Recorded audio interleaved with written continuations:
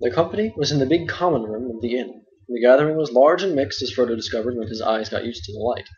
This came chiefly from a blazing log fire, for the 3 lamps hanging from the beams were dim and half veiled in smoke. Barlaam Butterbur was standing near the fire, talking to a couple of dwarves and 1 or 2 strange-looking men. On the benches were various folk, men of Bree, a collection of local hobbits sitting chattering together, a few more dwarves, and other vague figures difficult to make out away in the shadows and corners. As soon as the Shire hoppers entered, there was a chorus of welcome from the Breelanders. The strangers, especially those that had come up the greenway, stared at them curiously. The landlord introduced the newcomers to the Bree folk so quickly that, though they caught many names, they were seldom sure who the names belonged to.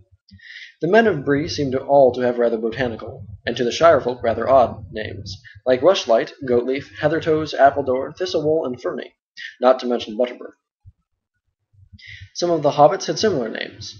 The mugworts, for instance, seemed numerous, but most of them had natural names, such as Banks, Brockhouse, Longholes, Sandheaver, and Tunnelly, many of which were used in the Shire.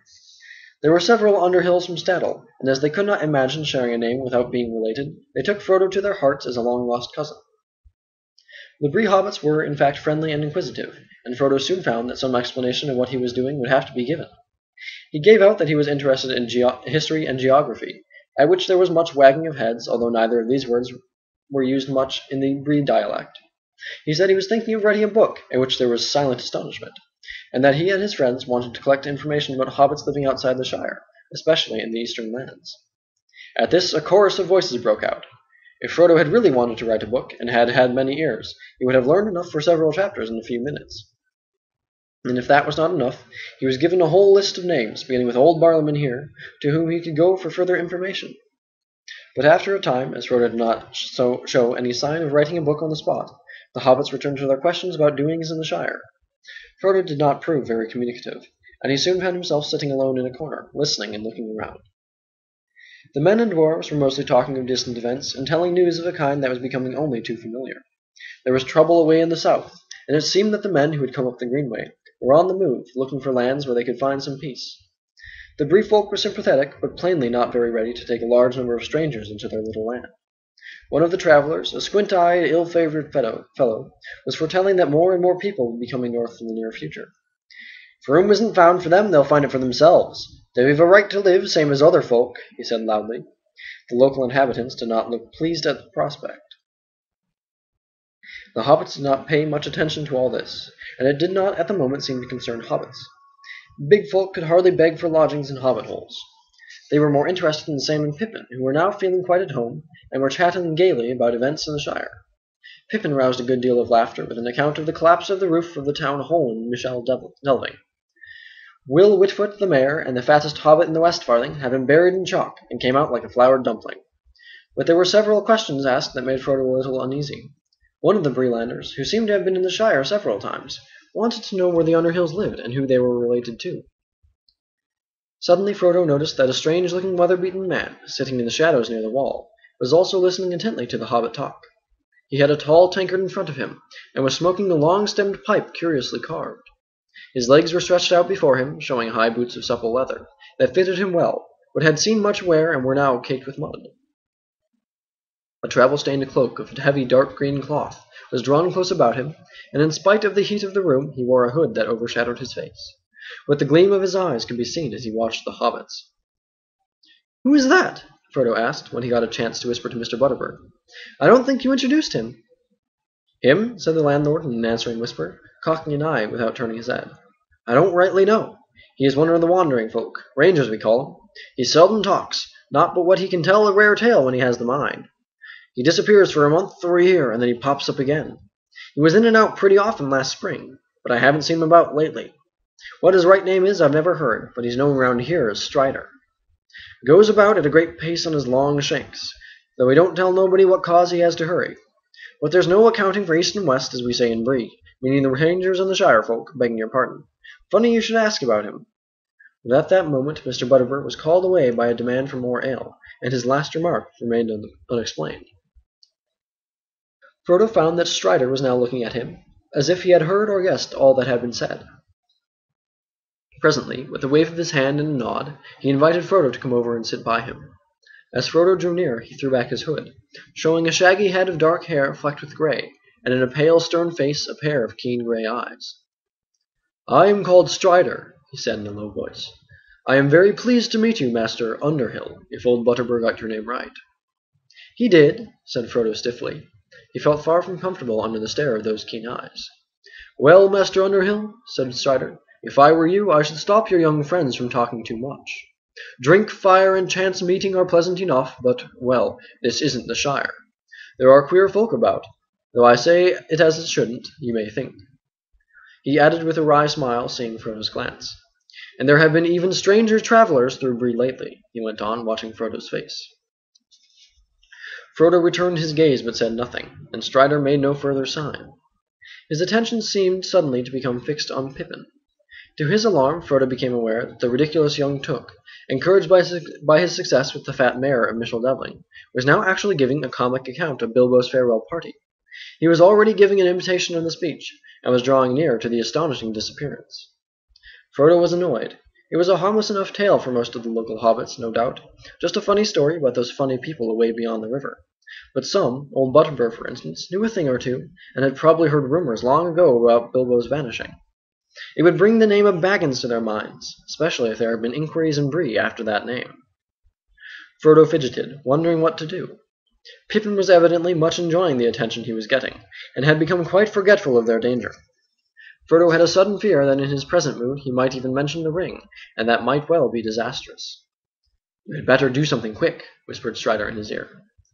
Frodo jumped up and stood on a table, and began to talk. The attention of Pippin's audience was disturbed.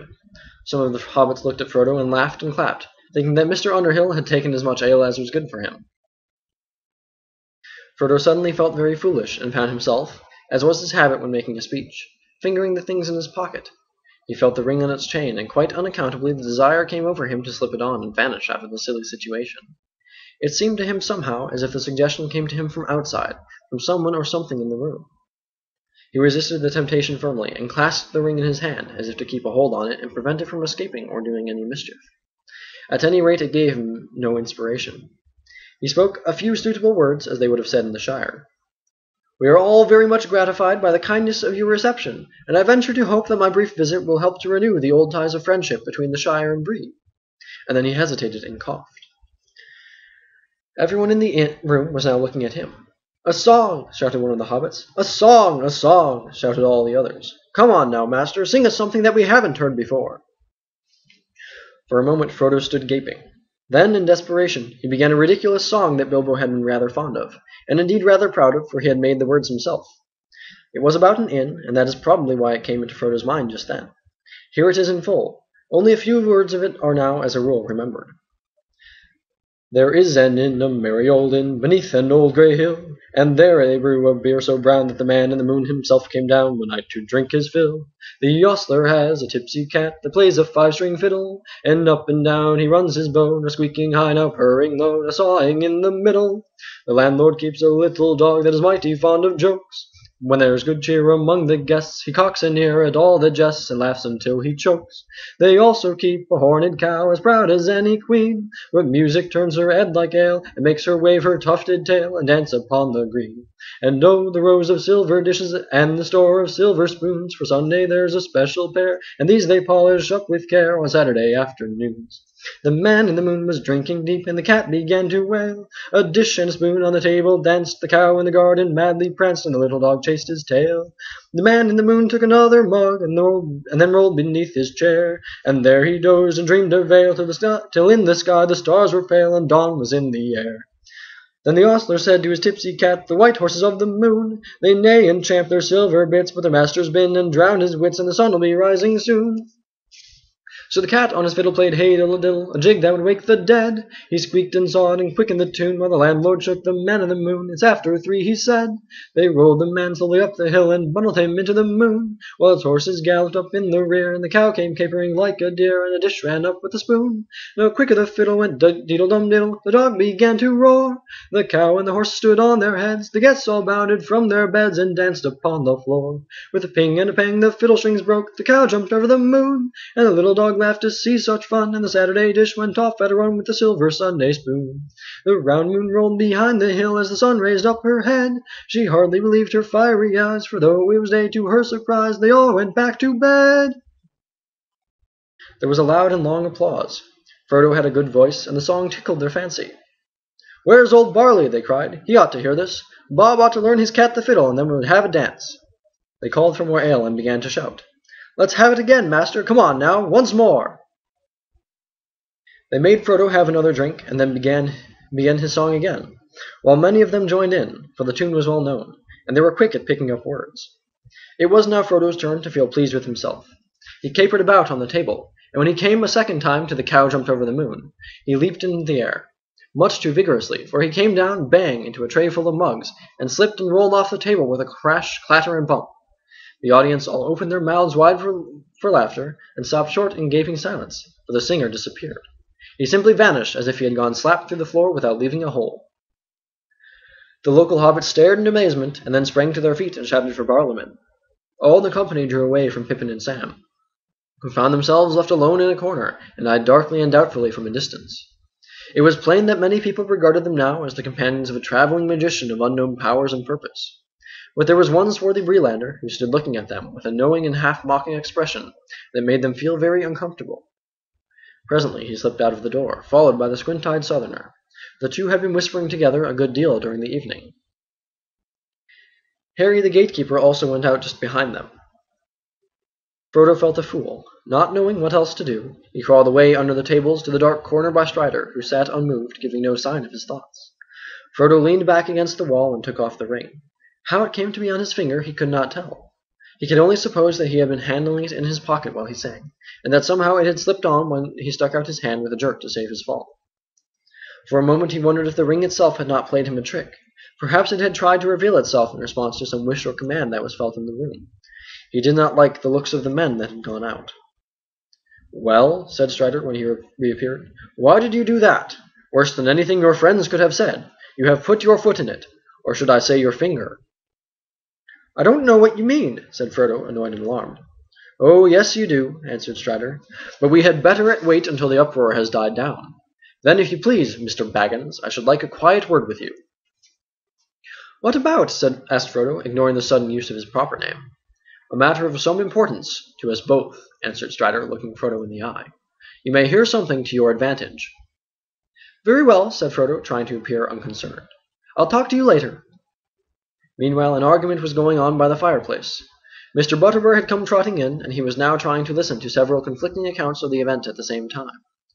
"I saw him, Mr. Butterbur," said a hobbit. "Or leastways I didn't see him, if you take my meaning. He just vanished into thin air, in a matter of speaking." "You don't say, Mr. Mugwort," said the landlord, looking puzzled. "Yes, I do," replied Mugwort, "and I mean what I say, what's more." "There's some mistake somewhere," said Butterbur, shaking his head. "There is too much of that Mr. Underhill to go vanishing into thin air, or into thick air, as is more likely in this room." "Well, where is he now?" cried several voices. "How should I know? He's welcome to go where he will, so long as he pays in the morning. There's Mr. Took now, he's not vanished." "Well, I saw what I saw, and I saw what I didn't," said Mugwort obstinately. "And I say there's some mistake," repeated Butterbur, picking up the tray and gathering up the broken crockery. "Of course there's a mistake," said Frodo. "I haven't vanished. Here I am. I've just been having a few words with Strider in the corner." He came forward into the firelight, but most of the company backed away, even more perturbed than before. They were not in the least satisfied by his explanation, that he had crawled away quickly under the tables after he had fallen. Most of the hobbits and the men of Bree went off then and there in a huff, having no fancy for further entertainment that evening. One or two gave Frodo a black look, and departed muttering among themselves. The dwarves and the 2 or 3 strange men that still remained got up and said good night to the landlord, but not to Frodo and his friends. Before long no one was left but Strider, who sat on, unnoticed, by the wall. Mr. Butterbur did not seem much put out. He reckoned very probably that his house would be full again on many future nights, until the present mystery had been thoroughly discussed. "Now what have you been doing, Mr. Underhill?" he asked. "Frightening my customers and breaking up my crocks with your acrobatics." "I am very sorry to have caused any trouble," said Frodo. "It was quite unintentional, I assure you. A most unfortunate accident." "All right, Mr. Underhill, but if you're going to do any more tumbling or conjuring, or whatever it was, you'd best warn folk beforehand, and warn me. We're a bit suspicious round here of anything out of the way. Uncanny, if you understand me, and we don't take to it all of a sudden." "I shan't be doing anything of the sort again, Mr. Butterbur, I promise you. And now I think I'll be getting to bed. We shall be making an early start. Will you see that our ponies are ready by 8 o'clock?" "Very good. But before you go I should like a word with you in private, Mr. Underhill. Something has just come back to my mind that I ought to tell you. I hope that you'll not take it amiss. When I've seen to a thing or two I'll come along to your room if you're willing." "Certainly," said Frodo, but his heart sank. He wondered how many private talks he would have before he got to bed, and what they would reveal. Were these people all in league against him? He began to suspect even old Butterbur's fat face of concealing dark designs.